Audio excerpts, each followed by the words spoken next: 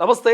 తెలంగాణ రాష్ట్ర రాజకీయాలన్నీ కూడా అసెంబ్లీ చుట్టూ తిరుగుతున్నాయి. అసెంబ్లీలో జరిగే చర్చ చుట్టే తిరుగుతున్నది. మనం చూసాం నిన్న మొన్నటి దాకా ఎప్పుడైతే నదీ జలాల వాగ్వాదం మీద, నదీ జలాల వాటా పంపకాల మీద చర్చ జరిగింది. ఓవైపు ప్రతిపక్షమేమో బాయ్కాట్ చేసి బయటకు పోతే, అధికార పక్షమేమో ఇక అసెంబ్లీలోనే పవర్ పాయింట్ ప్రజెంటేషన్ ఇచ్చినటువంటి పరిస్థితి మనం చూస్తాం. ఇవాళ కొత్త అంశం తెర మీదకి వచ్చింది. కల్వకుంట్ల కవిత ఇక మండలిలో కన్నీళ్లు పెట్టింది. ఆస్తుల కోసం కాదు, ఆత్మ గౌరవం కోసమే పార్టీ నుంచి బయటకు వచ్చినట్టు సంచలన కామెంట్ చేసింది.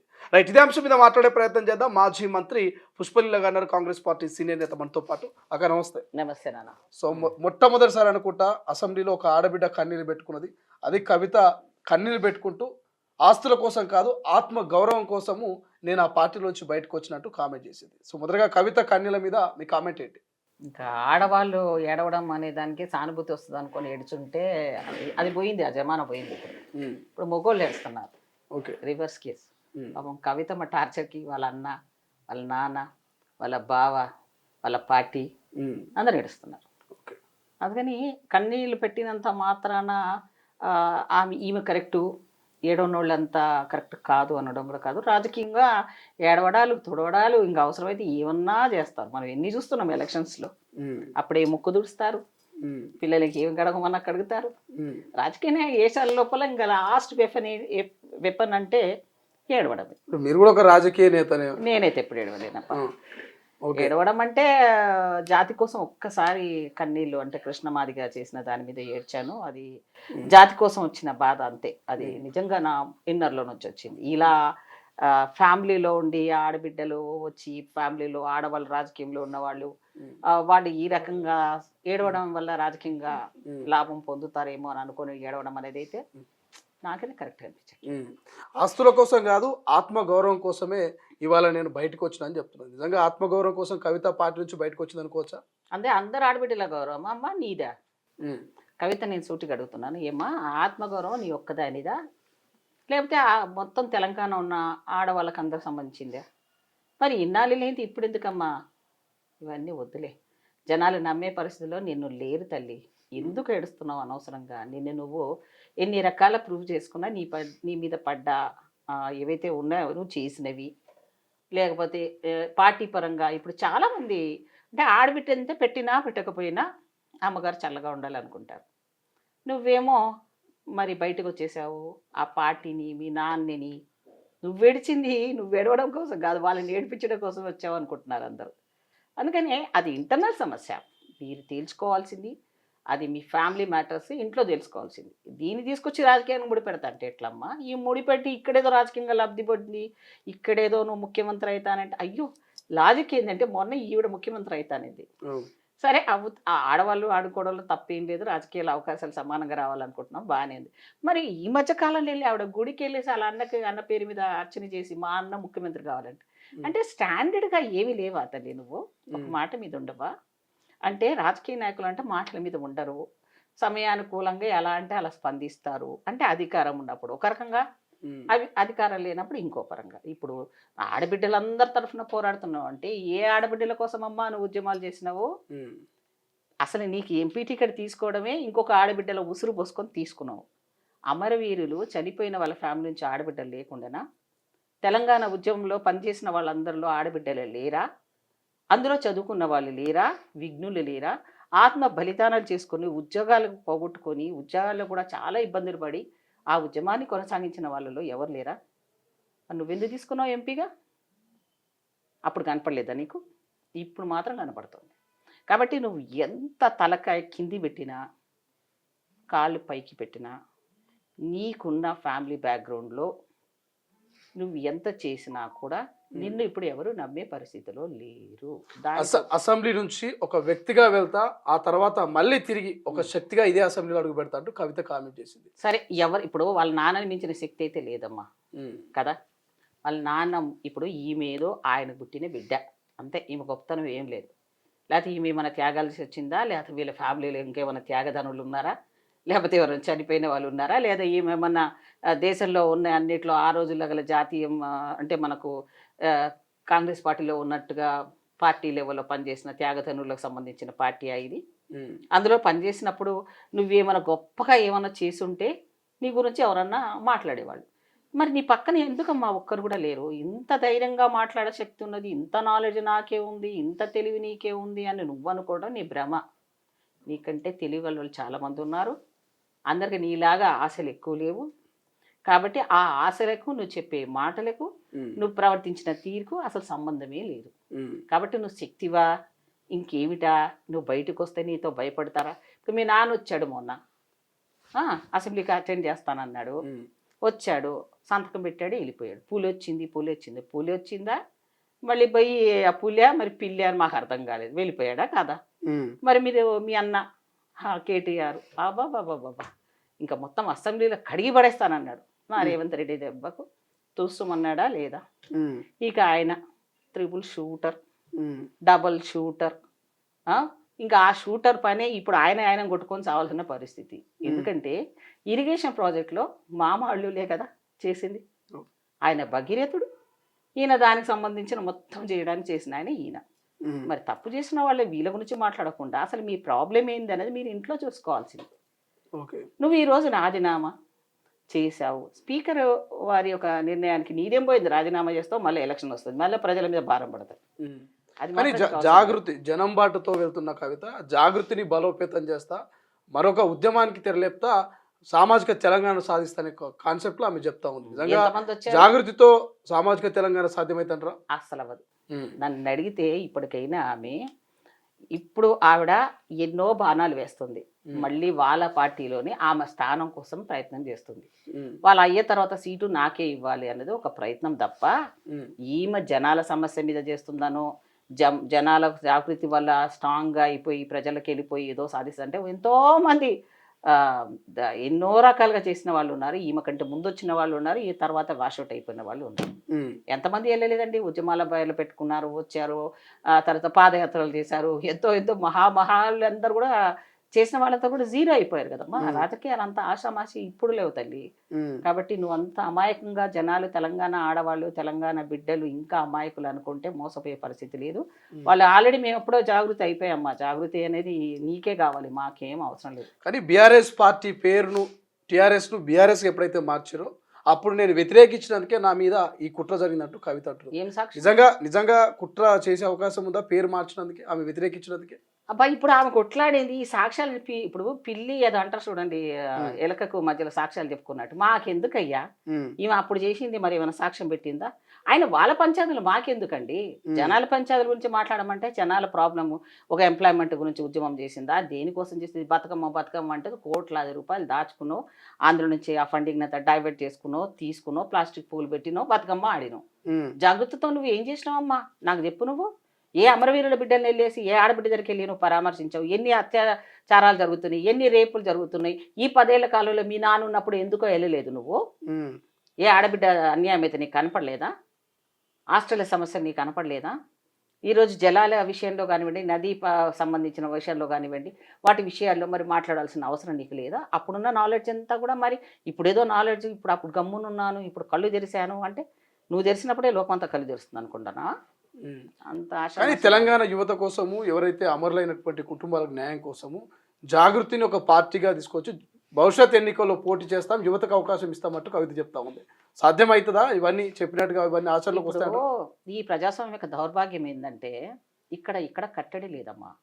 రోజుకో పార్టీ పుట్టుకురావచ్చు, రోజుకొక లీడర్ పుట్టుకురావచ్చు. వాడు ఎందుకోసం పెడుతున్నాడు అంటే వాడు బతకడం కోసం, వాడు దోచుకొని తినడానికి పార్టీలు పెట్టిన వాళ్ళ 80% మనం చూసాం ఇప్పటి వరకు. ఏ ఉద్యమకారులు అయినా ఇంటెన్షన్ వెనకాల మోటివేషన్ వేరే ఉంది. సో ఇప్పుడు ఈమెదో చేస్తుంది, ఈమెదో పార్టీ పెడుతుంది, అమరవీరులు ఇప్పుడు గుర్తుకొచ్చి వాళ్ళ దగ్గరికి వెళ్తానంటుంది, అది మొదలు పెడతానంటే అసలు నమ్మే వాళ్ళు లేరు తల్లి. అసలు నన్ను అడిగితే ఆ గురించి ప్రస్తావనే వేస్ట్. కవిత కన్నీళ్లకు కొంచెం కూడా కరిగే వాళ్ళు ఎవరు లేరు. వాళ్ళ అయ్య కరగాలేమో, మనం కరిగే పరిస్థితే లేదు.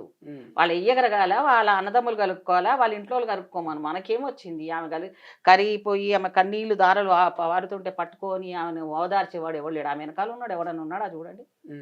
ఎవడన్నా ఒక ముఖ్య నాయకురాలు ఉన్నారా, ముఖ్యులు ఉన్నారా? ఎవరన్నా? ఎవ్వరు ఉండరు. కానీ ద్రోహులంతా బీఆర్ఎస్ లో ఉన్నారు. ఆ ద్రోహులు కుట్రవాలని ద్రోహులు ఉన్నారా బీఆర్ఎస్ పార్టీలో? అది మనకేం తెలుస్తుంది? దొంగల పార్టీలో దొంగలు ఉన్నారా అని అడుగుతున్నట్టు. ఇప్పుడు అదే గొంగల్లో కూర్చొని ఎంటకలు ఏరినట్టుంది. ఆమె గొంగల్లో కూర్చుంది పదవి ఉన్నప్పుడు. ఇప్పుడు అందులో ఎంటకలు ఏరమని ఇప్పుడు మనకు చెప్తున్నది. ఏరేవాడు మూర్ఖుడు.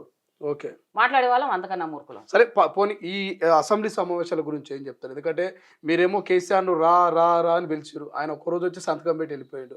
ఇక నీటి వాటల మీద చర్చ అన్నారు. వాళ్ళేమో ఒకటే రోజు వచ్చి బాయ్కాట్ చేసి బయటికి వెళ్ళిపోయారు. దొంగలు కదా. సో ఎట్లా ఏం చెప్తారు ఈ నీటి వాటల మీద? ఇప్పుడు మేము రేవంత్ రెడ్డి గారు అంతసేపు మాట్లాడితే ఈవిడంటది ఆయన రికార్డ్స్లో ఎక్కడాని కోసం మాట్లాడిందంట. మరి నువ్వెందుకు ఎక్కుతున్నావు అమ్మా, నువ్వెందుకు వచ్చినావు ఎమ్మెల్సీగా? మరి ఇప్పుడు నువ్వు ఎందుకు ఏడుస్తున్నావాడా? రికార్డులు వేయడానిక పెట్టుకోవడానిక? అది రికార్డ్స్లోనే ఉంటుంది తల్లి. కానీ ఈరోజు మేము కేసీఆర్ గారిని అసెంబ్లీకి రమ్మని ఎందుకు పిలిచామంటే ప్రజలకు కొన్ని డౌట్స్ ఉన్నాయి. మీరు నిరూపించుకోండి, మీరు ఒక తప్పు చేయలేదు అన్నప్పుడు. మీరు ఏం తప్పులు చేయలేదు, మేము చేసింది కరెక్టే. నదీ జలాల విషయంలో కానివ్వండి, వాటర్ల విషయంలో కానీ, ఆంధ్రాకు అలొకేషన్ ఇచ్చిన విషయంలో కానీ విత్ మనకు ఎవిడెన్స్తో సహా అపెక్స్ కమిటీ ఉన్నాక కూడా ఆ రోజు ఎలా పంపకాలు జరగాలి, ఎంత వాటా ఎవరికి రాయాలి అనేది ఈయన ఎలా సంతకం పెట్టి వాళ్ళకి ఆంధ్ర వాళ్ళకి ఇచ్చాడు అనేది మన దగ్గర సాక్ష్యాలు ఉన్నాయి. మరి దానికి సమాధానం చెప్పమంటే ఇప్పుడు ఆవిడే కవిత అంటుంది కదా, ఒక్క మాటకే అలిగిపోతాడా, అలా ఎలా పోతాడు? సమాధానం చెప్పాల్సింది అసెంబ్లీ కదా, అసెంబ్లీని ఉపయోగించుకోవాలి కదా. నేను అదే అన్నాను, మరి అసెంబ్లీ ఉపయోగించుకొని మాట్లాడాలి. నువ్వు సమాధానం చెప్పాలంటే ప్రజలకు సమాధానం చెప్పవలసిన అవసరం అక్కడే ఉంటుంది. మీరు అసెంబ్లీ రాకపోయి నువ్వేదో అచ్చా మేధావి హరీష్ రావు గారు, నేను ఇంకోటి చెప్తున్నా, జనాలు ప్లీజ్ అండి, తెలంగాణ బిడ్డలు ఒకసారి కళ్ళు తెరవండి. ఈ మహానుభావుడు ఎంత డేంజరస్ అంటే, కాదు హరీష్ రావు. ఇప్పుడు ఆల్రెడీ గవర్నమెంట్ దగ్గర ఒక రిపోర్ట్ ఉంటుంది. అది నేను అడిగినా నువ్వు అడిగినా సమాచార హక్కు దగ్గర అవే డాక్యుమెంట్స్ ఇవ్వాలి. ఆ సంఖ్యలు కూడా మారుస్తాడు ఈ మేధావి. ప్రజెంటేషన్ చేసేటప్పుడు సీఎం గారి దగ్గర ఉన్నది అఫీషియల్గా రికార్డే కదా, మరి ఆయన దగ్గర ఉన్నవి అన్అఫీషియల్గా వచ్చిన దాంట్లో సేమ్ ఉన్నది. ఒకసారి మీరు ప్రెస్ వాళ్ళు మీడియా వాళ్ళు చెక్ చేయండి. అంటే తప్పుడుగా లీక్ పేపర్లను మార్చే ఉద్దండు కూడా హరీష్ రావు. సరే ఆమె నక్క అంటుంది, గుంట నక్క అంటుంది, వాళ్ళిద్దరు పర్సనల్గా వ్యక్తిగతంగా ఏముందో మనకు తెలియదు. కానీ నాకు తెలిసినంత వరకు హరీష్ రావు చాలా చాలా ముదురు కేసు. వీళ్ళందరూ మింగేసేవాడే ఆయన. అసలు కేటీఆర్ను మింగేస్తాడు, కేసీఆర్ని మింగేస్తాడు, కవిదామను మడత పెట్టేసి జోబులు పెట్టేసుకుంటాడు. అంటే మొత్తం అందరి చిట్టా ఆయన దగ్గర పెట్టుకున్నాడు, ఈయన చిట్టా ఆయన దగ్గర పెట్టుకున్నాడేమో. ఇప్పుడున్న పిల్లల ప్రాబ్లమ్స్ వల్ల కేసీఆర్ వీక్ అయిపోయాడు కదా, ఆరోగ్యపరమైన వీక్ అయింది. ఈ బిడ్డని వెళ్ళేసి బజార్లోకి వెళ్ళేసి మా నాన్న ఇది, మా నాన్న అది, మా అన్న ఇది, మా బావ ఇది అని బజార్లకు ఎక్కడం అనేది ఒక ఆడబిడ్డగా చేయకూడని పని అసలు నన్ను అడిగితే. అది మీ ఇంట్లో చూసుకోవాలి. కానీ పార్టీ పరంగా నువ్వు ఉన్నప్పుడు పార్టీ ఏదన్నా కూడా ఇంటర్నల్గా మాట్లాడుకుంటారు ఎవరైనా కానీ, బయటికి వెళ్ళరుగా. మరి ఈ అమ్మాయి బయటకు వచ్చి వాళ్ళ తప్పులని చెప్పి జనాలకు ఎక్కడ సైడ్ ఉన్నావో తెలియదు. ఈమె ఇప్పుడు ఎవరన్నా చూస్తే రేవంత్ రెడ్డి సైడ్ ఒక పక్కనేమో రేవంత్ రెడ్డి గారి సపోర్ట్ చేసినట్టు, కాంగ్రెస్ సపోర్ట్ చేసినట్టు మాట్లాడుతుంది, ఇంకో పక్కనేమో లేదు లేదు వాళ్ళు ఇల్లు కరెక్ట్ కారని ఇద్దరి మీద మాట్లాడుతుంది. అసలు ఈమె ఎవరండి జడ్జిమెంట్ ఇవ్వడానికి? ఈమెకున్న హక్కు ఏంటి నన్ను అడిగితే? మేమా అధికారంలో ఉన్నాము, నువ్వు అపోజిషన్ పార్టీలో నుంచి కూడా లేవు, అందులో కూడా లేవు. నువ్వు పార్టీ పెడితే కదా నువ్వు అడగడానికి నీకు అధికారము. నువ్వు సామాన్యురాలివే, ఇప్పుడు నువ్వు పౌరురాలుగా అడిగావే అనుకో, దానికి ముఖ్యమంత్రి సమాధానం చెప్పాల్సిన అవసరాలు లేవు. నీకు ఎమ్మెల్సీగా ఒక అవకాశం ఉంది, ఆ చెప్పుకునేది అక్కడ చెప్పుకోవచ్చు కదా. మరి రాజీనామా ఎందుకు చేస్తానంటున్నావు?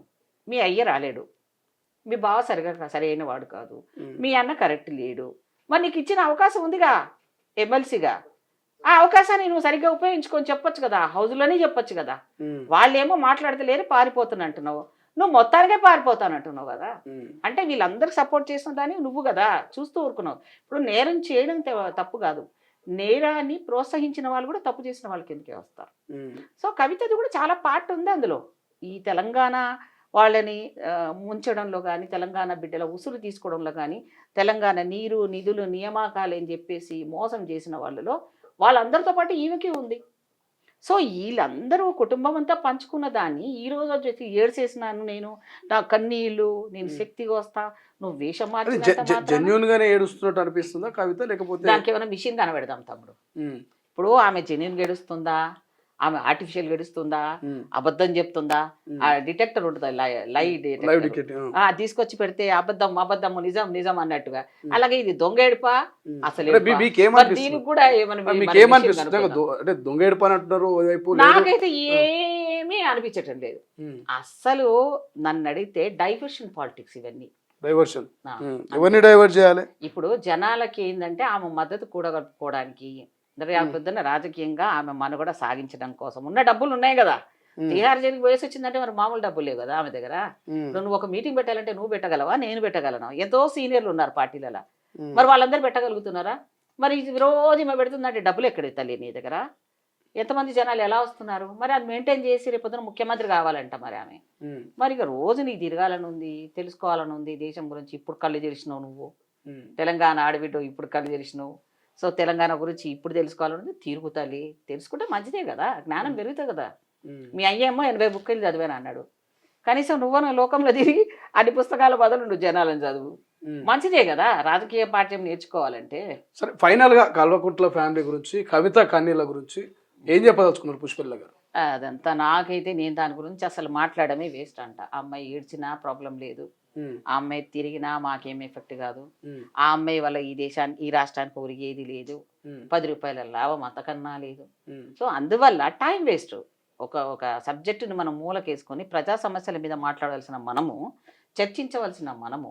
ఇప్పుడు మీరు హౌస్ చూడండి, ఒక నియోజకవర్గం ఇప్పుడు మాదే కదా అధికార పార్టీ కదా, అధికార పార్టీ ఉన్న ఎమ్మెల్యేలు కూడా ఇక్కడ మాకు ఇది లేదు అని చెప్పి ముఖ్యమంత్రి గారి దృష్టికి తీసుకొని వెళ్తారు, ఒక అపోజిషన్ వాళ్ళ లాగానే. అంటే వాళ్ళు నిస్వార్థంగా సర్వీస్ ఇవ్వాలి కదా అందరికి. సో అందువల్ల వాళ్ళు చేస్తున్నప్పుడు నువ్వు ఎమ్మెల్సీగా నువ్వు ఆడ కూర్చొని నువ్వు చేయాల్సింది పోయి నువ్వు బజార్కి ఎక్కుతా, రోడ్డు మీదకి ఎక్కుతా, రోజు జనాలను వేసుకొని తిరుగుతా అంటే ఏమొస్తుంది? ఇంతకంటే నీకంటే ముందు ఇంకొక ఆమె తిరిగిపోయింది, ఇంకా చాలా మంది తిరిగిపోయారు. ఆమెకి నీకు పెద్ద తేడా లేదంటున్నారు. ఎందుకులే, ఇక చాలా మంది తిరిగిపోయినారు రాజకీయం కోసము, మనుగడ కోసమనో, లేకపోతే వాళ్ళ ఉనికి కోసమనో, ఉన్న డబ్బులు ఖర్చు పెట్టుకోనో, లేకపోతే ఇంకా డబ్బులు రావాలనో. ఇప్పుడు ఒక పార్టీ మీటింగ్ పెడుతున్నారంటే ఎవడో డబ్బులు కూడా ఇవ్వాలంట కదా. మామేదో మాకు అంత లేదు, మాకు మేము జనాల్లో పనిచేసాం, నీతిగా ఉన్నా నిజాయితీగా ఉన్నా, ఆ పేరేదో ఇప్పుడు కూడా మా చిరస్థాయిగా కాపాడుకుంటున్నాం. మాకు ఇవన్నీ తెలియదు, ఈ ఏడుపులు తెలియదు, ఈ తుడుపులు తెలియదు. ఇచ్చిన పని చేయడం మాకు తెలుసు, క్రమశిక్షణతో ఉండడం మాకు తెలుసు. నీ ఫ్యామిలీలోనే క్రమశిక్షణ లేదనేది నీ ద్వారానే తెలుస్తుంది, అంతేనే కదా. సో ఆమె ఏడుపు రాజకీయానికి లింకు ఏం లేదు. ఆమె కన్నీళ్ళు వేస్ట్, మనకు చెవులు వేస్ట్. రైట్. కానీ ఒకవేళ జాగృతి పార్టీగా మారితే మీకు ప్రధాన ప్రతిపక్షంగా ఉండే ఛాన్స్ లేదా? తెలంగాణలో కాంగ్రెస్ కు మైనస్ అయ్యే అవకాశం లేదా? ఓట్ బ్యాంకు చీలిపోయే ఛాన్స్ లేదా?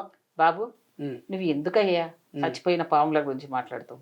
అవన్నీ చచ్చిపోయిన పాములు, దానికి ఇంకా జీవమే రాలేదు. ఆ పాముల గురించి ఎందుకయ్యా మాట్లాడతావు? ఇది మేము 120 సంవత్సరాల పార్టీ, మాకు అధికారమే పరమావధి కాదు. మేము ముదుర్లు మా దగ్గర అందరు ముఖ్యమంత్రులమే. మేము మమ్మల్ని ఎవరు డిక్లేర్ చేయని అవసరం లేదు. మేము పని చేసేటప్పుడు ముఖ్యమంత్రిగా అనుకుని పనిచేస్తారు, మంత్రులు అనుకుని పనిచేస్తారు మా కార్యకర్తల దగ్గర నుంచి. ఇలా పోస్ట్ అంటే గద్దె మీద కూర్చుంటేనే పోస్ట్ అనుకునేటోళ్ళు వీళ్ళు. సో ఈమెదో చేసేస్తుంది, ఈమె వల్ల మా రాష్ట్రానికి ఏదో ఒరుగుతుంది అంటే ఏమీ కాదు. ఒకటి వాళ్ళ మీద కేసులు, వాళ్ళ అన్న మీద ఒక కేసు, వాళ్ళ నాన్న మీద 2 కేసులు, వాళ్ళ బావ మీద కేసులు. మరి ఈమె కూడా ఇంకా తిహార్ జైలుది కూడా ఇంకా క్లియరెన్స్ కాలేదు. మరి పోతనని భయపడి ఏడుస్తుందా, భయపడి తిరుగుతుందా, దేనికి ఏడిచిందో ముందు పోయి మీరు ఆమెను అడగండి. రైట్. సరే, 120 ఏళ్ల చరిత్ర కలిగిన కాంగ్రెస్ పార్టీ ఎవరికి భయపడదు. కవితతో పార్టీ పెడితే మాకు వచ్చేది లేదు, పోయేది లేదు, అది చచ్చిన పాము ఆ పార్టీ, లేకపోతే బీఆర్ఎస్ పార్టీ అంటూ మరి పుష్పలత గారు చెప్తున్నటువంటి పరిస్థితి. చూద్దాం కవిత కన్నీళ్లు ఎంతవరకు తెలంగాణ రాష్ట్ర రాజకీయాలను షేక్ చేస్తాయి, కవిత కన్నీళ్లు ఎంతవరకు తెలంగాణ రాష్ట్ర రాజకీయాలు ఎఫెక్ట్ చూపిస్తాయి.